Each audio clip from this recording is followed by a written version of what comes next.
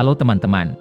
Jika Anda mengikuti perang antara Rusia dan Ukraina, Anda akan melihat bahwa ada pasukan khusus yang banyak disebutkan, yaitu kelompok tentara bayaran Wagner dari pihak Rusia. Anda akan mendengar aneh, karena selama ini hanya ada perusahaan mobil, perusahaan teknologi atau kelompok ekonomi. Mengapa ada perusahaan tentara bayaran? Apakah orang-orang ini bersedia menukar hidup mereka demi uang? Mari kita cari tahu bersama di video ini. Tentara bayaran organisasi Wagner telah beroperasi di Ukraina sejak pertengahan musim panas 2022, setelah tentara Rusia menderita banyak kerugian di medan perang dan membutuhkan personel tambahan. Saat ini, ada lebih dari 50.000 tentara bayaran Wagner yang dikerahkan di Ukraina.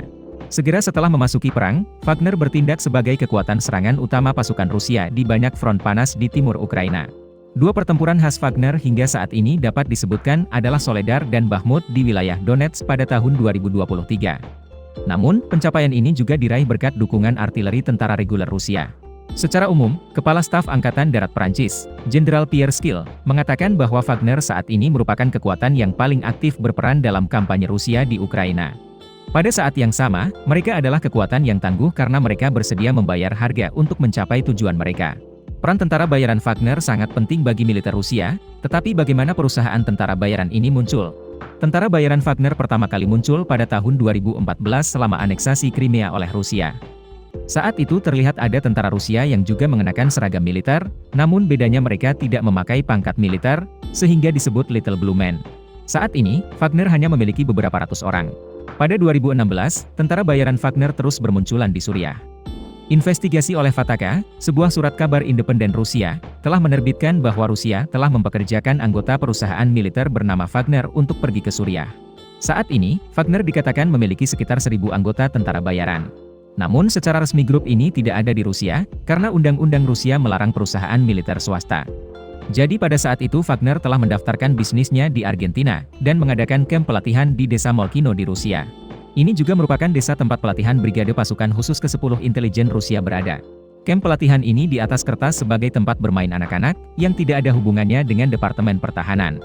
Pada Desember 2021, majalah Newsline menganalisis data 4.184 orang yang pastinya adalah tentara bayaran Wagner, dan mendasarkannya pada data dari Pusat Analisis dan Keamanan Ukraina. Hasil penelitian menunjukkan bahwa rata-rata usia relawan Wagner adalah 40 tahun. Dan orang-orang ini berasal dari 15 negara berbeda, termasuk AS, dan kebanyakan dari mereka adalah orang Rusia. Saat rekrutan menghadiri pelatihan, mereka tidak diperbolehkan menggunakan jejaring sosial dan aplikasi internet. Karyawan Wagner tidak diizinkan memposting gambar, rekaman audio atau video dan informasi lainnya di internet. Selama proses pelatihan, mereka juga tidak diperbolehkan untuk mengungkapkan keberadaan mereka apakah mereka berada di Rusia atau negara lain. Menurut Badan Intelijen Keamanan Ukraina, tentara Wagner dilatih oleh perwira militer Rusia. Dengan penggunaan fasilitas Kementerian Pertahanan untuk pelatihan dan penggunaan senjata Rusia.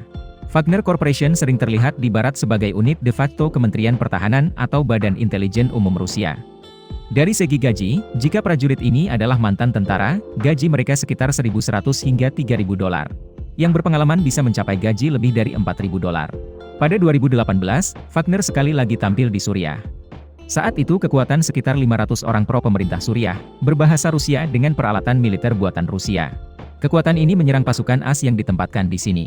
Segera setelah itu, Amerika Serikat mencoba menghubungi Rusia untuk mengatur gencatan senjata, namun pihak Rusia menjawab bahwa tim lain bukan dari Rusia. Dan setelah pertempuran itu, 200 orang tewas. Meskipun Rusia bersikeras bahwa militer Rusia tidak terlibat dalam serangan terhadap pasukan AS, Rusia juga mengakui bahwa yang tewas memang orang Rusia. Selain muncul di Suriah, kelompok tentara bayaran Wagner juga beroperasi di Afrika.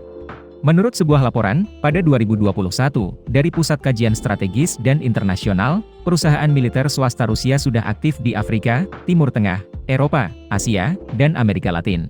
Tentara Wagner memiliki peran penting di tempat-tempat seperti Libya, Republik Afrika Tengah, Sudan dan Mali.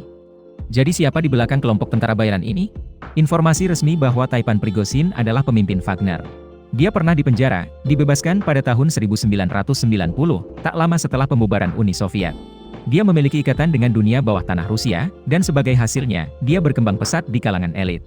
Dia memiliki perusahaan yang menjual sosis, kemudian mendirikan Conco, yang mendapat kontrak dari pemerintah Rusia untuk menyediakan makanan pemerintah, termasuk untuk sekolah dan angkatan bersenjata Rusia. Prigozhin telah melayani berbagai acara, termasuk pesta Presiden Putin, dan dia juga dikenal sebagai koki Putin. Sebelumnya, Taipan Prigozhin mengaku tidak memiliki hubungan dengan organisasi tentara bayaran Wagner. Namun, saat pecah perang Ukraina, dia mengaku sebagai pendiri perusahaan tentara bayaran ini, dan Rusia juga mengonfirmasi hubungannya dengan Wagner. Wagner Capital dikatakan sebagai organisasi tentara bayaran yang modern, elit, dan terkenal kejam. Korporasi ini memiliki senjata Rusia modern. Mereka memiliki pesawat dan roket. Anggota, juga mereka yang pernah bertugas di tentara Rusia. Namun, hingga saat ini, ketika perang di Ukraina pecah, Wagner meningkatkan jumlahnya secara dramatis.